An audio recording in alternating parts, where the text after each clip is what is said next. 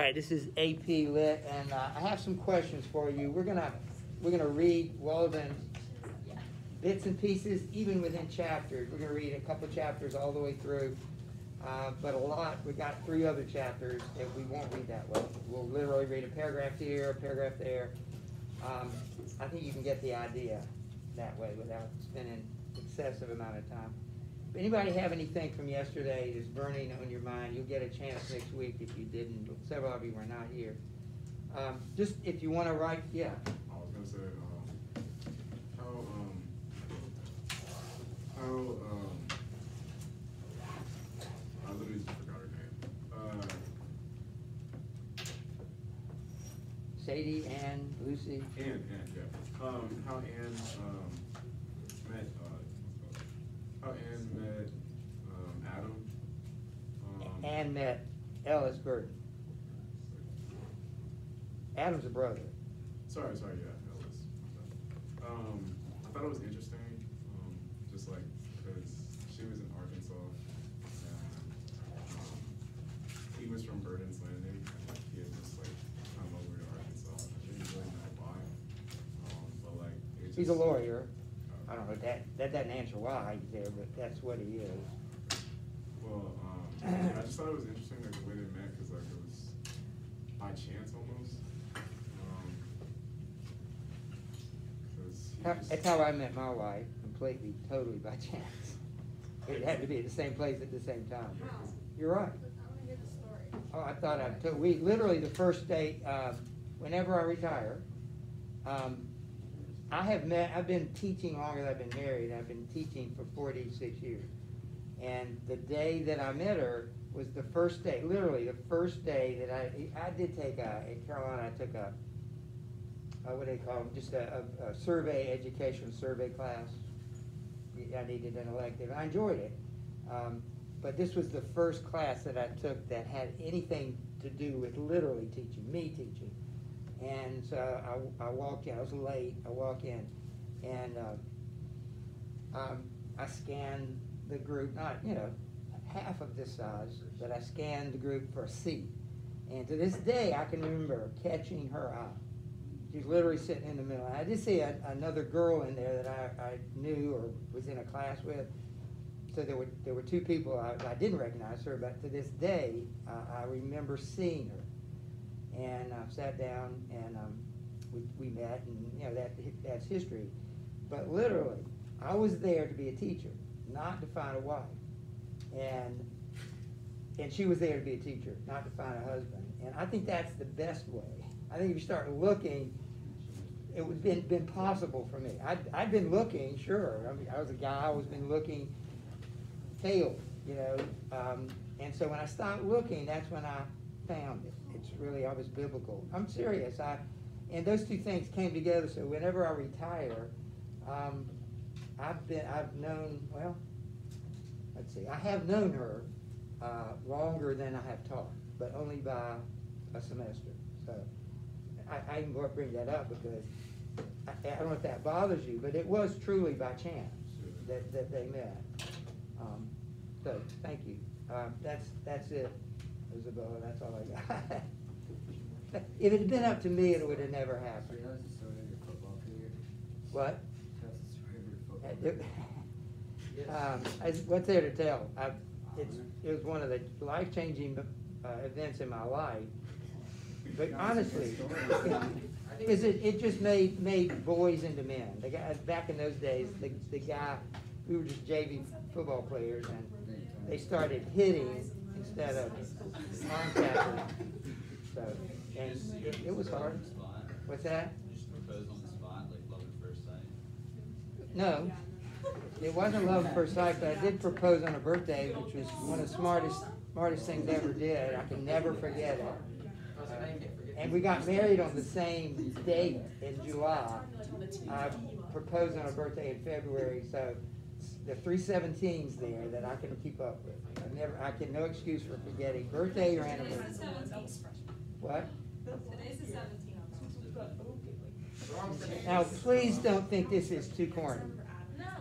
But to this day, if my wife and I are together and we look at the clock and it says 7/17, which was the day we got married, July 17th, we'll look at each other and say, look what time it is.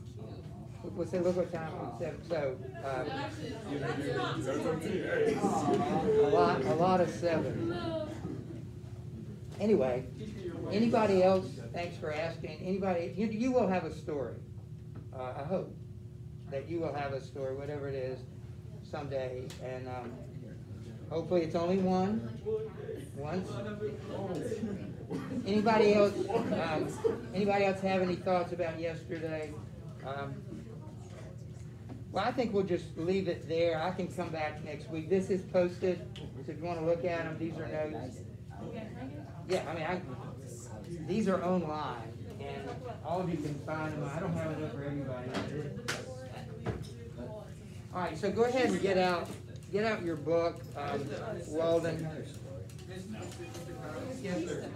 Mr. Fowler, Yeah. I missed the conversation too. Can I have one of these? Yeah. I do have it. So go ahead, if you have your book, get it out. Can I go grab my book? Yeah, you need it.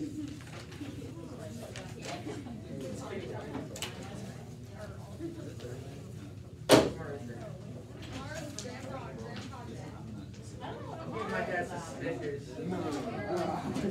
No, dude, we haven't even opened it. Yeah, I was like, what? I was like, how many people do this?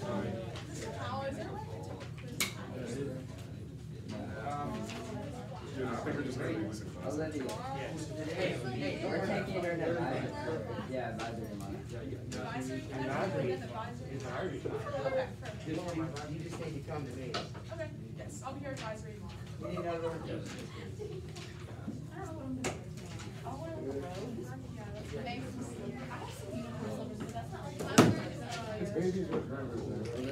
All right, go ahead and turn in your book.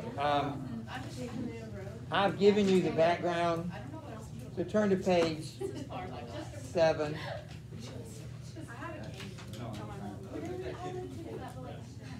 All right, got about 25 minutes, 30 minutes. We'll get some of this done. I need somebody to tell me what the word economy means. It's called Walden. It's not a book about economy, as you might think of it. So wonder where he's going with this. But what is economy? There are a couple of definitions that pop in my head. Like I know people at college were econ majors. They study finances. I mean, that's what economy is. Anybody have another possible use of the word? All right. Have you ever? Did you know you could write with economy? You could write economically. You could almost do anything economically. It really doesn't have anything to do with money. Write this down. This is a definition that I think he would approve of because it's what he's talking about here. It's the efficient, effective, wise, any or all of those are efficient, effective, wise use of one's resources, of which finances, of course, is one. But it's the efficient, effective, and wise use of one's resources.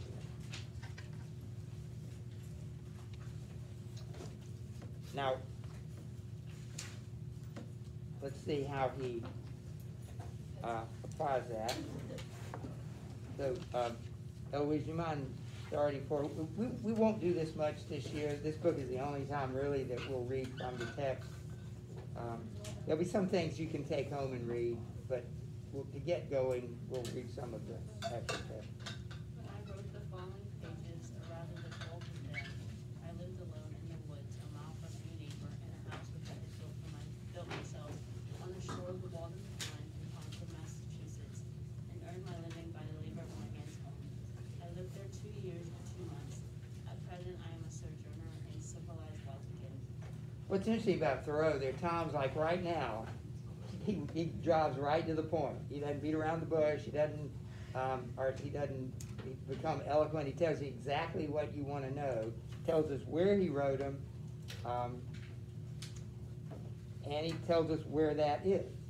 So, and how long he was there. So a whole lot of information without a whole lot of words. So he was literally only a mile outside of town, which is Concord, Massachusetts. On the shore of Walden Pond, we talked about it. I don't know how big it is. Never been there. I think I told you one of the members of the rock group, the Eagles, one of my favorites. I've actually seen them 2 or 3 times in concert. I don't know which one it was. Glenn Fry is one of the founding members. He actually took Walden Pond own as a project to preserve it, and I think they did. I think it was being endangered by commercialization coming up and apartments and business, and he managed to raise money. I don't know how you do something like that, but he managed to protect it. The same thing was true of the Guilford Battleground. At one time, it was just nobody paid any attention to it, and the guy's statue is down there. I went to school with one of his grandsons or great grandsons, but somebody had to say, we want to protect this land, and they did, and now it is what we see it. Somebody had to do that with Walden Pond. There's nothing happened there. This is the only thing that happened there, is he stayed there 2 years and 2 months, and he wrote a book about being there. I mean, it's just a pond. There's no battle, no political thing. And now you'll see, here's the real style. That was not his style, to tell us really clearly exactly what he wanted to say. And now he starts to wander, which is the beauty of it. I'm not the biggest fan in the world, but there are things about it I do really like. So, May, would you read? Where do you want me to start? I should not have true. I don't know what page it is for you. I have a copy of that book, but it's the first page of the text. Well, it's my page 7. I don't know what page it is for you. I should not intrude my affairs so much on the notice of my readers if very particular inquiries had not been made by my townsmen concerning my mode of life, which some would call impertinent, though they do not appear to me all impertinent. But considering the circumstances, very natural and pertinent, some have asked what I got to eat if I did not feel lonesome, if I was not afraid, and the like. Others have been curious to know what portion of my income I devoted to charitable purposes, and some who have large families, many more poor children I maintain. I will therefore ask those of my readers who feel no particular interest in me to pardon me if I undertake to answer some of these questions in this book. In this book, the I or first person is omitted, and this will be retained, that in respect to egotism is the main difference. We commonly do not remember that it is, after all, always the first person that is speaking. I should not talk so much about myself if there were anybody else whom I knew as well. Unfortunately, I am confined to this theme by the narrowness of my experience. Moreover, I, on my side, require of every writer, first or last, a simple and sincere account of his own life, and not merely of what he has heard of other men's lives, some such account as he would send to his kindred from a distant land. For if he had lived sincerely, it must have been in a distant land. Perhaps these pages are more particularly addressed to poor students. As for the rest of my readers, they will accept such portions as apply to them. I trust that no one will stretch the seams in putting on the coat, for it may do good service to him whom it fits. All right, thank you. Look at that third question. He doesn't apologize. He just explains why he talks so much about himself. I think I like his answer. Why does he talk so much about? This is all about him. Why does he do that? Yes, go ahead. Oh. Too late now. I'm not really sure. I mean, he told us exactly why. Anybody pick up on it? Let me put it this way. You talk about the things that you know. Yeah, Julia. Is it just kind of like he's telling what he's learned from experience and he can't tell what other people have learned from it? yeah, he says that I wouldn't talk so much about myself if I knew anybody else more than I knew myself. So you speak about what you know. Now, that seems a little egotistical. When we read Walt Whitman, and we'll read a little bit of Walt Whitman, he wrote a lot about himself. He wrote a long poem called Song of Myself. But I think Thoreau, like Whitman, sees himself like, I'm pretty much like everybody. I mean, everybody is like me. I'm not special. I'm unique in some ways, but I'm also ordinary.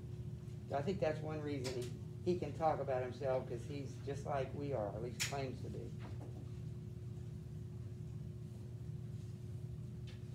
All right. And he always uses a lot of metaphors, and I lose some of them. He was talking about a coat there at the end. This is prose, but he uses the language of poetry. So why don't we go to Carol?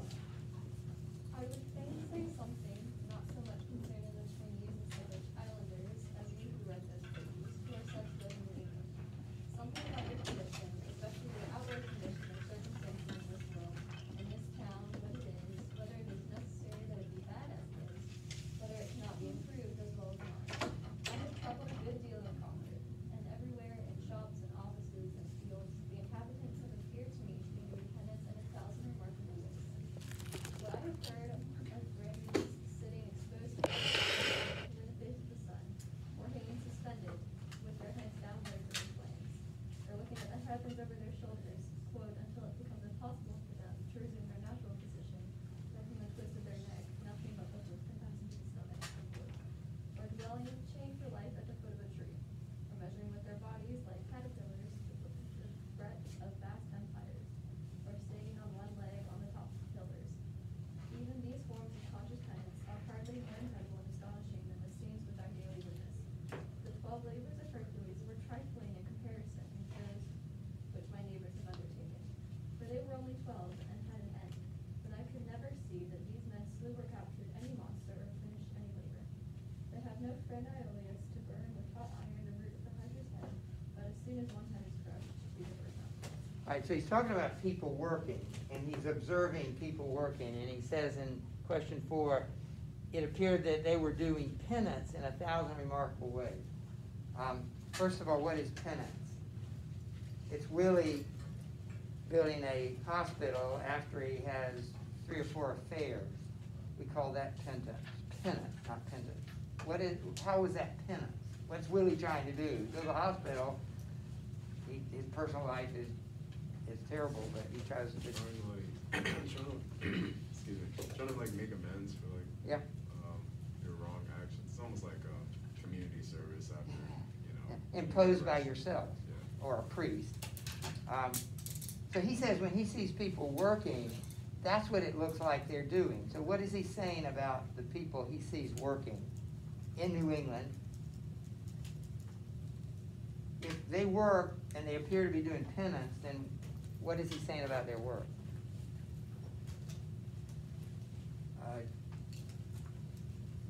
Yes. Gwen. Maybe like they're working just because they have to be there, like they don't really, like they're not passionate about it. And it appears that they are maybe miserable. It's not a lot of fun. All right, he allows us to ask these kinds of questions. Thoreau does. Have you ever done a job that it felt like that you hated? A job. I mean, I know you haven't got a lot of work experience. Some of you may have more than I realize. But at age 16 or whatever you are, I mean, I'm not even talking about like paid work. But have you ever done a job that you were miserable? And contrary to that, have you ever done a job that you really liked? And what's the difference? I mean, what made the job likable? What made the job detestable? The first literally job, I mean, I worked for my dad, outdoor type work.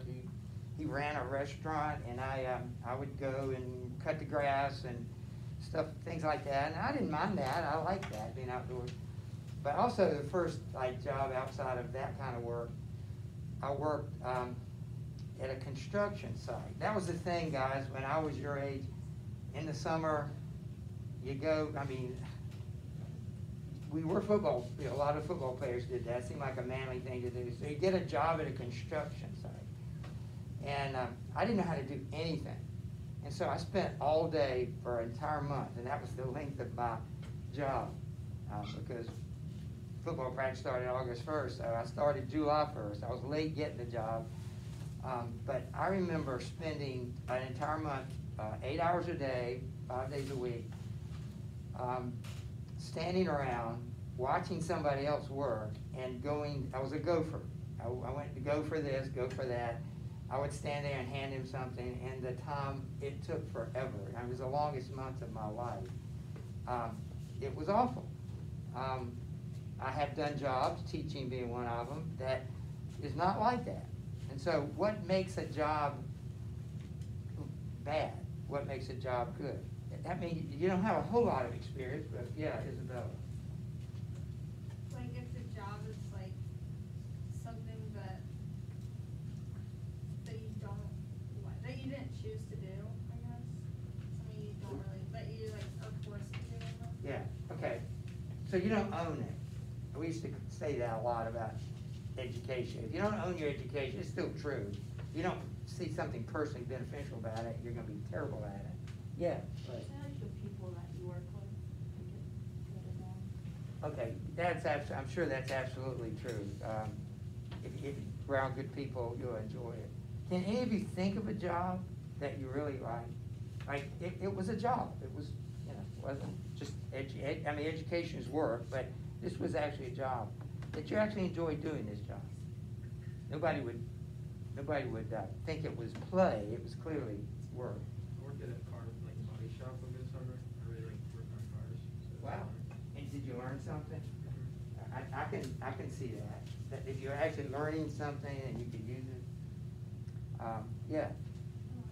Before COVID, I was a babysitter on a regular basis, and I tutored the kids there, and it wasn't like an official job. I was having to declare all my money, but the kids were so sweet.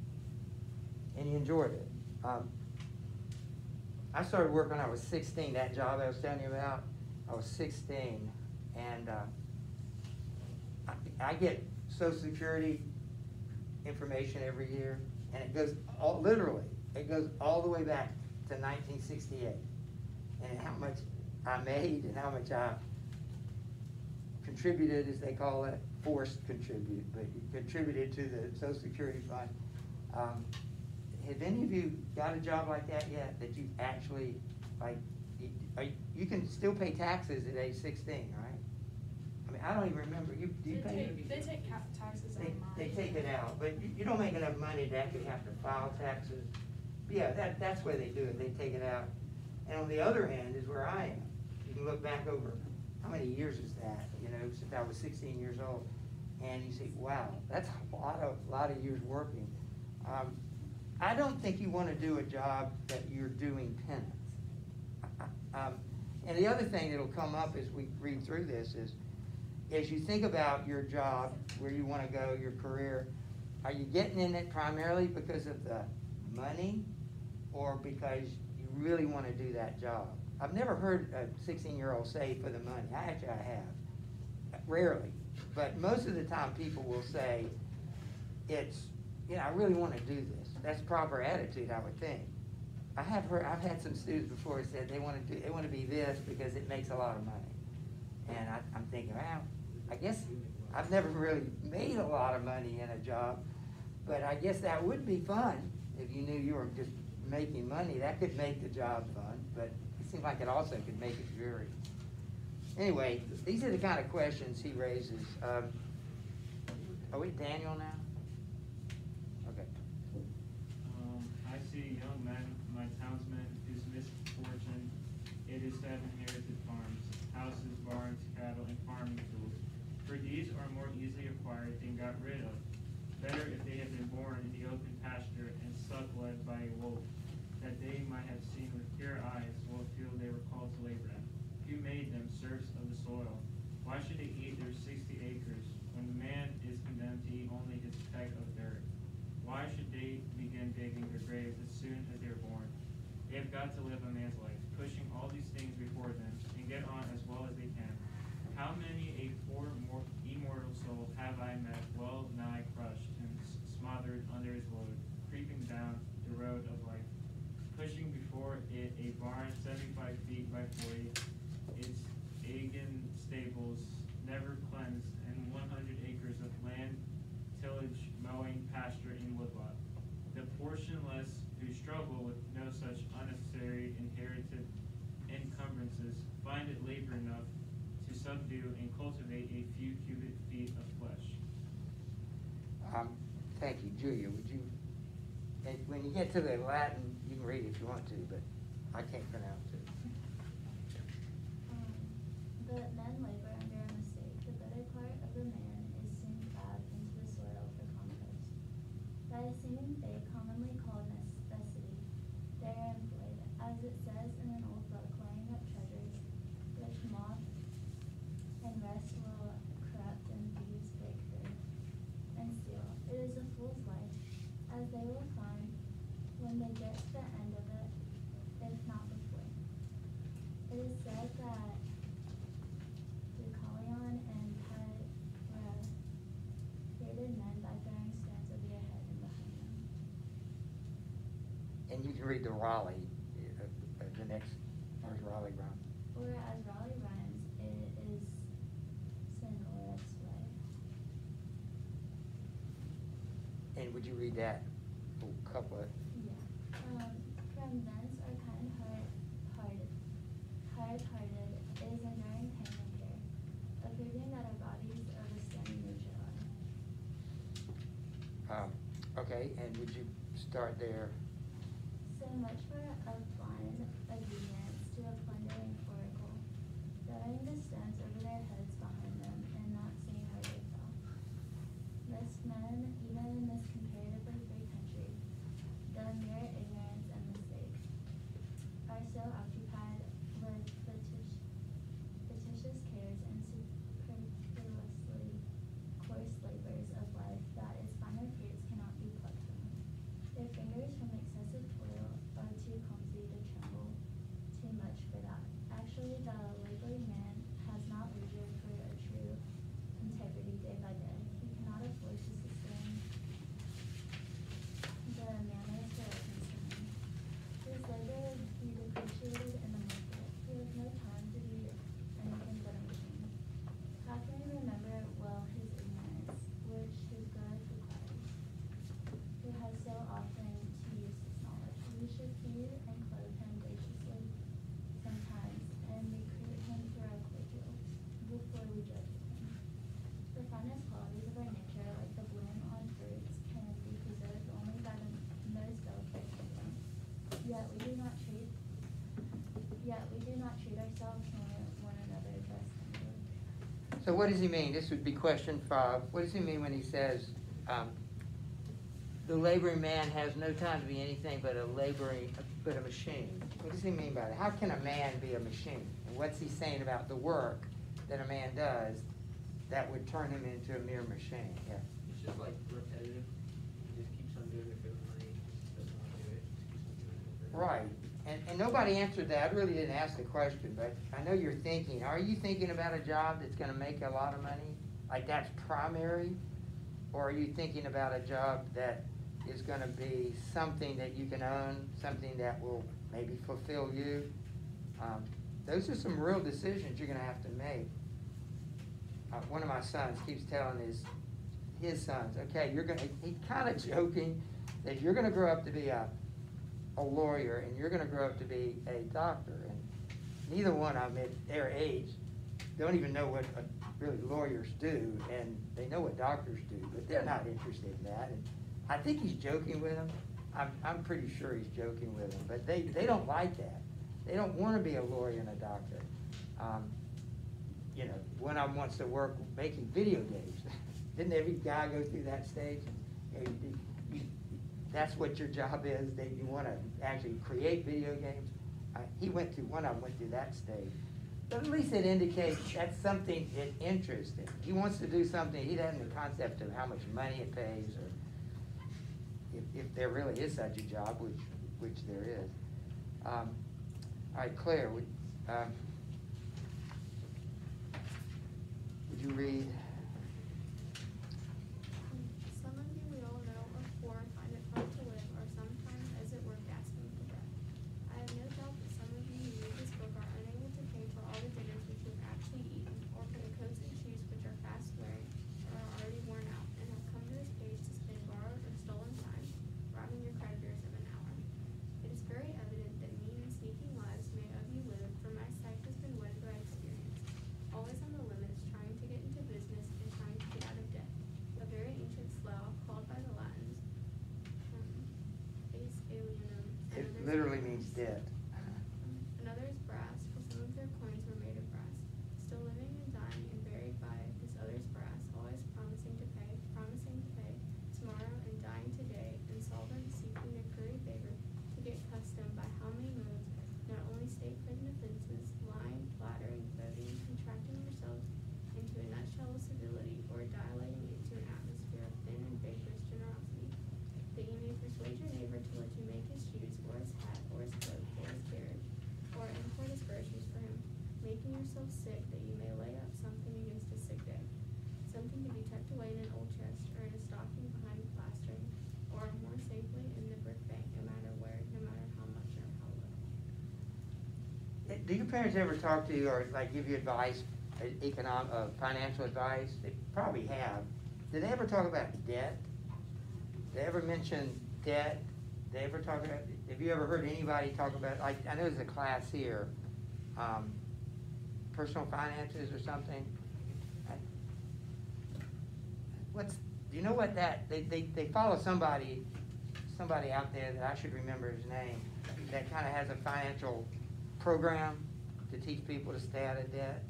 You know that? What's that guy's name? Anyway, do you have any opinion about debt? Do you know what it is? You know why it's bad? Like a lot of Christians are trying to be good with their money, and so they would advocate don't get into debt except buying a house, even a car, not to go into debt for that. What's so bad about debt? He talks about it in that, even in 1845. What's wrong with debt? How does that work? Like credit card debt. You borrow $100 and it's a 25% interest. So how much money are you going to owe at the end of the month? Right, and nobody borrows $100. They borrow $1,000. So how much money are you going to owe them at the end of the month? Yeah, $1,250, and very few people borrow just $1,000. Sometimes it's $10,000. I'm kind of losing track of it. How much are they? And then it usually just sits there, and so you're only paying the interest year after year, and the principal is still there, and so you're not getting anything. The car you bought with it or whatever, you've already sold it, and you're still paying for it years after you stop using it. That all of us have been in debt, and he's very much against it. You can make more money, or you can do without. And his philosophy, if you want to write this word down, his philosophy in one word is simplify. Simplify. He says life should be lived in its most simple terms. So you can focus on the most important things in life, which are the higher laws, and that's one of the chapters we're going to read. So I set as a date December 1st for the next discussion. Some of you will need to share. I don't know if you're going to read. We are AP. I'm not asking you to read over the holiday, but we have a different standard than everybody else. So you want us to read this? Not this. I'm talking about all the things in that. Chapter 4. Two big things happen in chapter 4 that are very important. All right, we'll see you.